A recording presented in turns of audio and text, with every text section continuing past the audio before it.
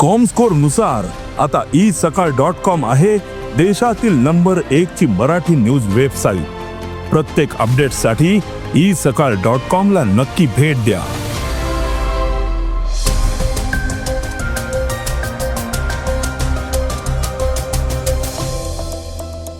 खोकल्याच्या सिरपबाबत केंद्र सरकारने मोठा निर्णय घेतलाय, तर राज्यात जमीन मोजणीचे नवे नियम जारी झाले आहेत। मुंबईत पाणी कपातीत वाढ होण्याची शक्यता आहे, तर नागपूरमधील सर्वात मोठ्या वैद्यकीय प्रकल्पाला राज्य मंत्रिमंडळाच्या बैठकीत मंजुरी देण्यात आली आहे। नीट परीक्षेच्या पार्श्वभूमीवर केंद्र सरकारने टेलिग्रामवर बंदी घातली आहे, तर अफगाणिस्तान विरुद्धच्या दुसऱ्या सामन्यात भारतीय संघाच्या प्लेइंग 11 मध्ये बदल होण्याची शक्यता आहे।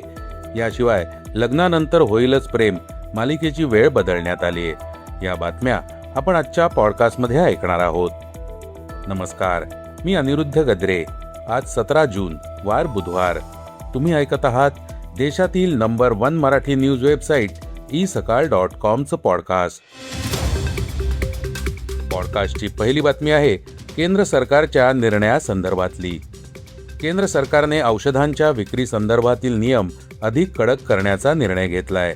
त्यानुसार खोकल्याच्या सिरपसह सर्व सिरप आधारित औषधं आता ओव्हर द काउंटर म्हणजेच OTC विक्रीसाठी उपलब्ध राहणार नाहीत। यापुढे ही औषधं खरेदी करण्यासाठी डॉक्टरांचं प्रिस्क्रिप्शन अनिवार्य असणार आहे। आरोग्य आणि कुटुंब कल्याण मंत्रालयाने औषध नियम 1945 मध्ये सुधारणा करून शेड्यूल के या श्रेणीतून सिरप हा शब्द वगळला आहे। भेसळयुक्त खोकल्याच्या सिरपची प्रकरणं आणि औषधांच्या सुरक्षिततेबाबत उद्भवलेल्या चिंतांमुळे हा निर्णय घेण्यात आला आहे। या नवीन नियमामुळे औषधांच्या सुरक्षित वापराला चालना मिळणं अपेक्षित आहे। त्यामुळे पूर्वी सहज उपलब्ध असलेलं सिरप आता वैद्यकीय सल्ल्याशिवाय मिळणार नसल्याने अनावश्यक वापराला आळा बसण्यास मदत होणार आहे। विशेषतः लहान मुलांसाठी वापरल्या जाणाऱ्या खोकल्याच्या सिरपबाबत ही नियमावली महत्त्वाची ठरणार आहे। पॉडकास्टची दुसरी बातमी आहे जमीन मोजणी संदर्भातल्या नियमांची।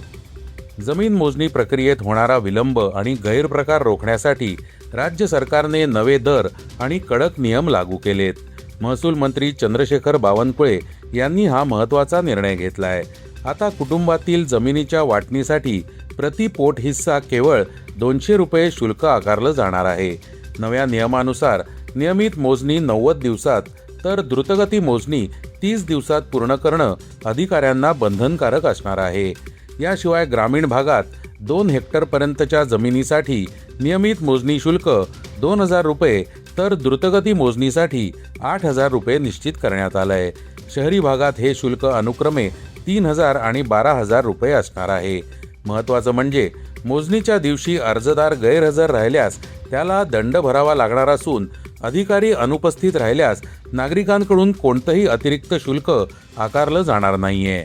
या निर्णयामुळे जमीन मोजणी प्रक्रियेत पारदर्शकता वाढण्यास मदत होणार आहे। पॉडकास्टची तिसरी बातमी आहे मुंबईतील पाणी कपाती संदर्भातली। मुंबई शहराला पाणीपुरवठा करणाऱ्या धरणांमध्ये पाण्याचा साठा कमी असल्याने मुंबई पालिकेने पाणी कपात लागू केली आहे। सध्या मुंबईत 10% पाणी कपात करण्यात येते, मात्र ही पाणी कपात वाढवून आता 20 करण्याचा विचार महापालिकेकडून केला जातोय। खरं तर मुंबईला पाणीपुरवठा करणाऱ्या 7ही तलावांमध्ये 10% पाणीसाठा शिल्लक आहे।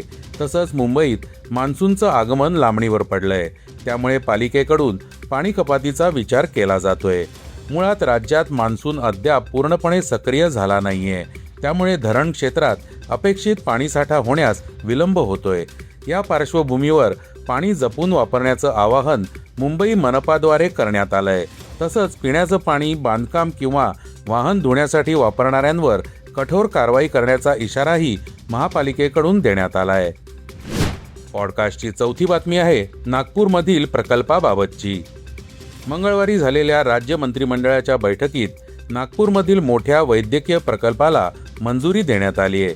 त्यानुसार नागपूरमध्ये हाय एनर्जी मेडिकल सायक्लोट्रॉन प्रकल्प उभारण्यात येणार आहे। हा प्रकल्प मध्य भारतातील महत्त्वाकांक्षी प्रकल्प असून विविध आजारांचं अचूक निदान करण्यासाठी अत्याधुनिक प्रणालीचा वापर केला जाणार आहे। त्यामुळे गरजू रुग्णांना मोठा दिलासा मिळणार आहे। लवकरच या संदर्भातील अधिसूचना काढण्यात येणार आहे। पॉडकास्टची 5वी बातमी आहे टेलिग्रामवरील बंदीबाबतची. नीट परीक्षेच्या पार्श्वभूमीवर केंद्र सरकार ॲक्शन मोडमध्ये आलंय. पेपरफुटी आणि गैरप्रकारांना आळा घालण्यासाठी सरकारने मोठा निर्णय घेत 22 जूनपर्यंत टेलिग्रामवर तात्पुरती बंदी घालण्यात आली आहे. NTA शिफारशीनुसार हा निर्णय घेण्यात आला आहे. यापूर्वी 3 मे रोजी झालेल्या परीक्षेचा पेपर टेलिग्रामवर 48 तास आधी फुटल्याचा दावा करण्यात आला होता. त्यामुळे सरकारने हा निर्णय घेतला आहे. याशिवाय 30 जूनपर्यंत मेसेज एडिट करण्याचा पर्यायही बंद ठेवण्याचे आदेश देण्यात आलेत. पॉडकास्टची 6वी बातमी आहे क्रीडा विश्वातून. भारत आणि अफगाणिस्तान यांच्यातील दुसरा एकदिवसीय सामना आज लखनौ येथे खेळवला जाणार आहे. पहिल्या सामन्यात भारताने 7 गडी राखून विजय मिळवत मालिकेत 1-0 अशी आघाडी घेतली आहे. आता दुसरा सामना जिंकून मालिका खिशात घालण्याचं टीम इंडियाचं लक्ष्य आहे. मात्र दुसऱ्या सामन्यात भारतीय संघात काही बदल होण्याची शक्यता आहे. फिरकीपटू कुलदीप यादव आणि युवा सलामीवीर यशस्वी जयस्वाल यांना संधी मिळू शकते, तर हर्ष दुबे आणि ईशान किशन यांना बाहेर बसावं लागू शकतं. पॉडकास्टची शेवटची बातमी आहे मनोरंजन क्षेत्रातली. स्टार प्रवाहवरील लोकप्रिय मालिका लग्नानंतर होईलच प्रेम च्या प्रेक्षकांसाठी मोठी बातमी समोर आली आहे. ही मालिका बंद होणार नसून 29 जूनपासून नव्या वेळेत प्रेक्षकांच्या भेटीला येणार आहे. सायंकाळी 7 वाजताच्या स्लॉटमध्ये आता विसरू नको तू मला ही नवी मालिका प्रसारित होणार आहे. त्यामुळे या मालिकेची वेळ बदलण्यात आली आहे.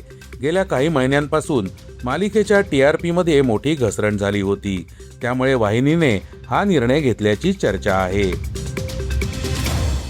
हे होतं isakal.comचं पॉडकास्ट, अर्थात सकाळचं पॉडकास्ट. उद्या पुन्हा भेटूयात. हे पॉडकास्ट तुम्हाला कसं वाटलं जरूर कळवा. त्याला रेटिंग द्या आणि इतरांना रेकमेंड करा. धन्यवाद. Script and research by Shubham Banuba कोडे.